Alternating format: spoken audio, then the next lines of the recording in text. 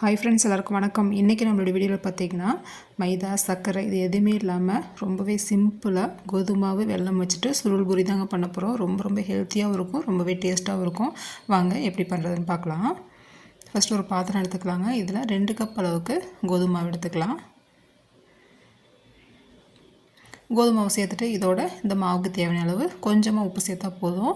ஒரு 1/4 ஸ்பூன் சேர்த்தா போதும். சேர்த்துட்டு நல்லா அந்த மாதிரி கலந்து விட்டுக்கலாம்.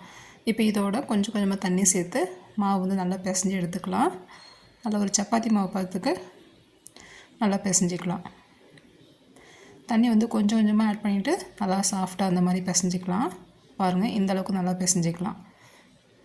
மாவு வந்து எதுவும் ஊறலாம் எதுவும் வைக்க தேவையில்லை.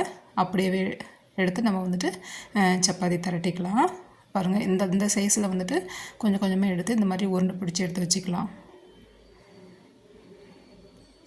மொத்தமாக பார்த்திங்கன்னா இந்த மாவில் எனக்கு 12 உருண்டை கிட்ட கிடச்சிருக்கு.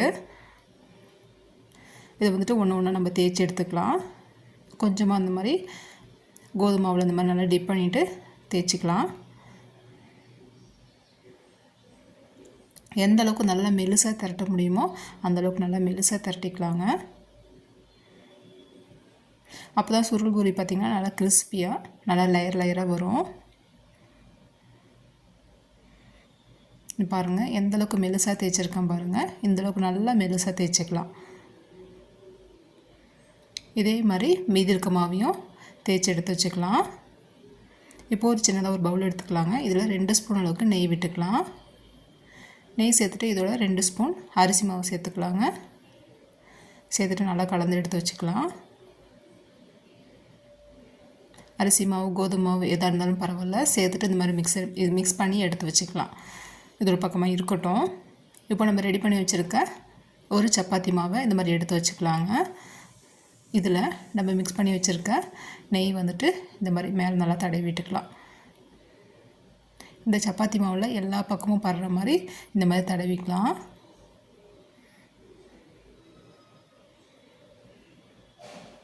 அப்போ தான் வந்து நமக்கு சுருள் பூரி நல்லா லேயராக நல்லா கிறிஸ்பியாக வரும். நல்லா நெய் தடவினதுக்கப்புறம் திரும்பவும் இன்னொரு சப்பாத்தியை இந்த மாதிரி மேலே எடுத்து வச்சுக்கலாம். எடுத்து வச்சுட்டு திரும்பவும் நெய் தடவிக்கலாம். இதே மாதிரி எல்லா சப்பாத்தியும் எடுத்து வச்சு இந்த மாதிரி நெய் தடவிக்கலாங்க. பாருங்கள், நான் எல்லாமே எடுத்துகிட்டு பாருங்கள் இந்த மாதிரி எல்லாமே எடுத்து வச்சுட்டு நெய் தடவிட்டேன். இந்த மாதிரி ஒரு பக்கமாக இருந்து இந்த மாதிரி நல்லா சுருட்டிக்கலாம். நல்லா டைட்டாக சுருட்டிக்கலாம்.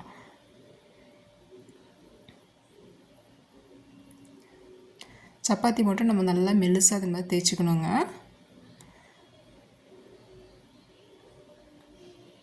நல்லா டைட்டாக அந்த மாதிரி ரோல் பண்ணிக்கலாம்.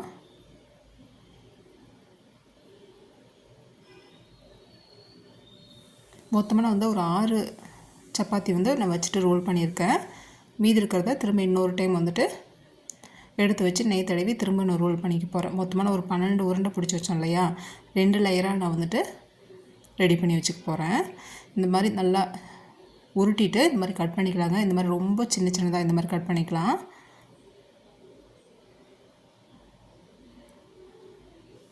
பாருங்கள், இந்த மாதிரி நல்லா லேயராக வரணும். இதே மாதிரி மீதி இருக்கிறதையும் வந்துட்டு நம்ம நெய் தடவிட்டு நல்லா ஊட்டிட்டு கட் பண்ணி எடுத்து வச்சுக்கலாம். இந்த மாதிரி அது ஒரு பக்கமாக இருக்கட்டுங்க. இப்போ ஸ்டவ்வில் ஒரு பாத்திரம் வச்சுக்கலாம். இதில் 1 கப் அளவுக்கு வெல்லம் சேர்த்துக்கலாம். 2 கப் மாவுக்கு 1 கப் வெல்லம் வந்து கரெக்டாக இருக்கும். இதோட 1/2 கப் தண்ணி விட்டுட்டு ஒரு 2 ஏலக்காய் அந்த மாதிரி நசுக்கிட்டு சேர்த்துக்கலாம். பாருங்கள், பாகுப்பதம் எதுவும் தேவையில்லை. வெல்லம் வந்து கரைஞ்சி வந்து இந்த மாதிரி கொதிஞ்சு வந்தால் போதும். ஸ்டவ் ஆஃப் பண்ணி ஒரு பக்கமாக எடுத்து வச்சுக்கலாம். இப்போ நம்ம இந்த மாதிரி சுருட்டி வச்சுருக்க கட் பண்ணி வச்சுருக்க மாவு வந்துட்டு இந்த மாதிரி சப்பாத்தி கட்டையை வச்சுட்டு லைட்டாக பாருங்கள் இந்த மாதிரி லைட்டாக வந்துட்டு உருட்டிக்கலாம்.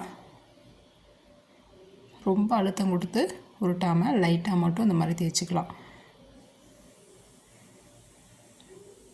ரொம்ப மெலிசாக திரட்ட வேணாம், லைட்டாக கொஞ்சம் ஓரளவுக்கு மொத்தமாக இருக்கணும். பாருங்கள், இந்த மாதிரி திரட்டினா போதும். லைட்டாக மட்டும் அழுத்தி இந்த மாதிரி தேய்ச்சிக்கலாம். இதே மாதிரி மீதி இருக்க மாவையும் இந்த மாதிரி தேய்ச்சி எடுத்து வச்சுக்கலாம். நம்ம பொரிக்கிறதுக்கு வந்து ஈஸியாக இருக்கும்.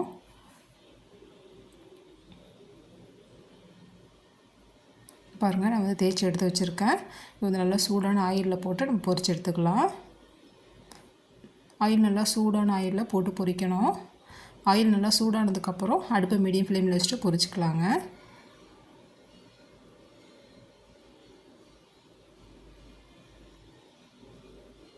ரெண்டு பக்கமும் திருப்பி போட்டு நல்லா கலர் மாதிரி வந்ததுக்கப்புறம் எண்ணெயிலேருந்து வடித்து எடுத்துக்கலாம். பாருங்கள், இந்த அளவுக்கு கலர் மாதிரி வரணும். நம்ம வந்து இன்றைக்கி கோதுமை மாவில் பண்ணியிருக்கோம், மைதா இல்லாமல் கோதுமை மாவில்.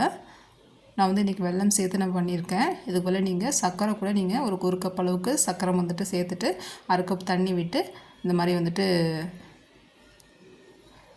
ஜீராவில் போட்டு இந்த மாதிரி டீப் பண்ணி கூட நீங்கள் எடுத்துக்கலாம். அதுவும் நல்லாயிருக்கும்.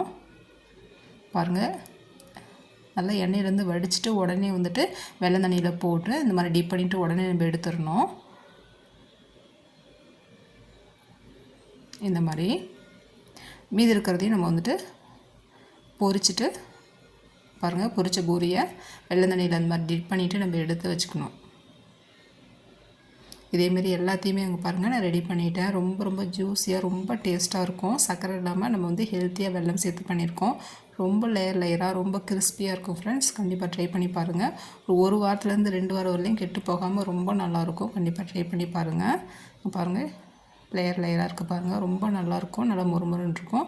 கண்டிப்பாக இந்த ரெசிபியை ட்ரை பண்ணி பார்த்துட்டு எப்படி வந்ததுன்னு கமெண்ட் பண்ணுங்கள் ஃப்ரெண்ட்ஸ். இந்த சுருள் பூரி பார்த்திங்கன்னா நம்ம கடையில் வந்துட்டு வாங்கி சின்ன வயசில் சாப்பிட்ருப்போம். ரொம்ப ரொம்ப நல்லாயிருக்கும். இது வீட்லேயே இந்த மாதிரி ஹெல்த்தியாக ட்ரை பண்ணி சாப்பிட்டு பாருங்கள், ரொம்ப நல்லாயிருக்கும். பசங்களுக்கு இந்த மாதிரி ஸ்நாக்ஸ் பாக்ஸில் கூட நம்ம ஹெல்த்தியாக செஞ்சு கொடுத்து விடலாம். ரொம்ப விரும்பி சாப்பிட்டு வருவாங்க. ஓகே ஃப்ரெண்ட்ஸ், இந்த வீடியோ பிடிச்சிருந்தால் லைக் பண்ணுங்கள். நம்மளோட வீடியோ புதுசாக பார்க்குறீங்கன்னா கண்டிப்பாக சப்ஸ்கிரைப் பண்ணுங்கள் ஃப்ரெண்ட்ஸ். தேங்க்யூ.